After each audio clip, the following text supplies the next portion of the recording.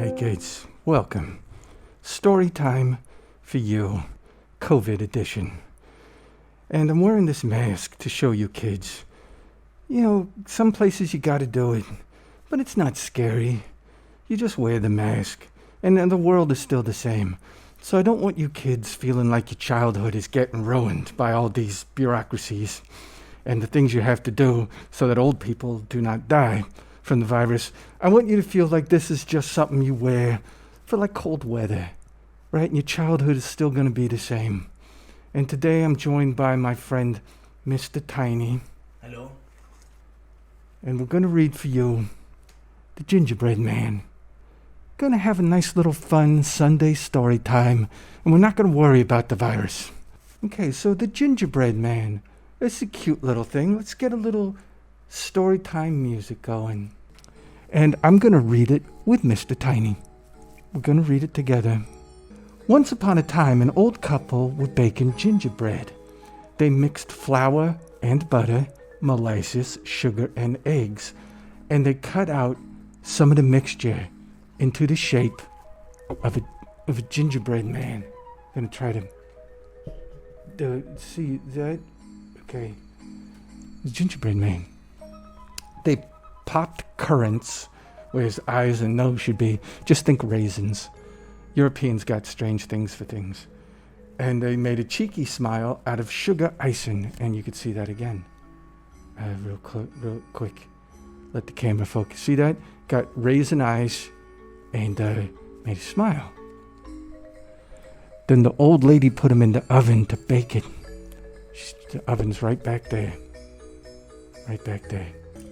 That smells delicious. Said the old man. See, Mr. Tiny here can do European voices because he's from either Germany or another place, Austria. Said the old man to his wife a little later. Yes. She agreed. I can't wait to taste it. And that was my Mr. Tiny had. Before they could even open the oven door, out burst the gingerbread man. Boom! Look at him kick out that. He bursts all the way out of the oven. Oh, come on. We're doing this story time mostly for Europe people. Because the Europes, they got to go to bed in a couple of hours. So we're doing this so you can go to sleep and have nice dreams. We're also doing this for domestic kids. Now, you kids don't have to think about this, but I was always figuring that if you were going to suicide someday and you want it quick, you jump from a high place.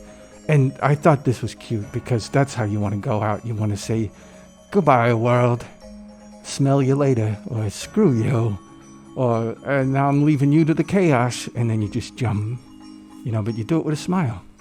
Now, in the yard, you got a chicken pecking at the dirt. Now, the gingerbread man landed in front of her. Come here, little man. Clucked the chicken. I love gingerbread. Now I'm going to show you what happened here. It's an action sequence. So chicken's looking just at nothing, right? Just kind of brain dead the way chicken. But then what happens is, damn it, I got no book room. Look at that. That's a pretty good bolt. It's like a running from cops thing. If you're running from cops fast enough, you get momentum. Boom, over. I mean, where's my hand? Look at that. Oh, too slow, dog. No, it's either a German or Austrian frog. Because there are feral animals coming up. Not to spoil. The gingerbread man ran as fast as lightning through the bushes, closely followed by the old lady, old man, the chicken, and the dog, and into a meadow where a cow was grazing. And I want you to take a look over there. See where that is? Fox has gotten here. See, Fox is now, he's scoping it out. Come a little closer. Not a chance. Called the gingerbread man. You're much too slow. Oh! And if you look at this, cow was giving it, a good try. But come on, little bipedal cookie. I think cow pretty much, any 5 minutes in a cow's life are the only 5 minutes. I just want to tell you, we're fine. Look at that mustache. That mustache tells you that Frog has got no political thoughts whatsoever. Great. Neighed the horse. I love chase. Oh wait, great. Do. Can you do a horse neighing? What the hell was that? Oh, come on. You don't want to... Okay, you don't want to scare kids. What you want to do is you want to make it like an animal that kids are going to like. All right, is there any way you could do a horse that's going to be... Okay, you know what? That's like falling downstairs. But, so he said great. He just said it like a normal person. He just said great. Neighed the horse. I love chase. Oh, what the hell? I shouldn't have suggested that. Okay, but he keeps talking. No, the gingerbread man has a comeback. You're joking. Oh, welcome to Burn School. He was here. And whoop. Looks like he's bathrooming there. That'd be extra humiliating for the animal. No, said the gingerbread man. but I do need to cross the river quite quickly. It's funny that he needs to cross the river quickly, but he says things like it's going to take him half a minute with all that. If the guy comes up to you and says, "Are you lost?" then just say like, "You know what? I'm nothing to you. I'm not lost. I'm not found. Why don't you just piss off?" That's what you say to adults that you don't know. Adults that you know, it's more nuanced. Sometimes you tell them to piss off, sometimes you don't. Now, the fox looked at the chasing figures in the distance. I'm a good swimmer. He suggested very flatly to just state facts.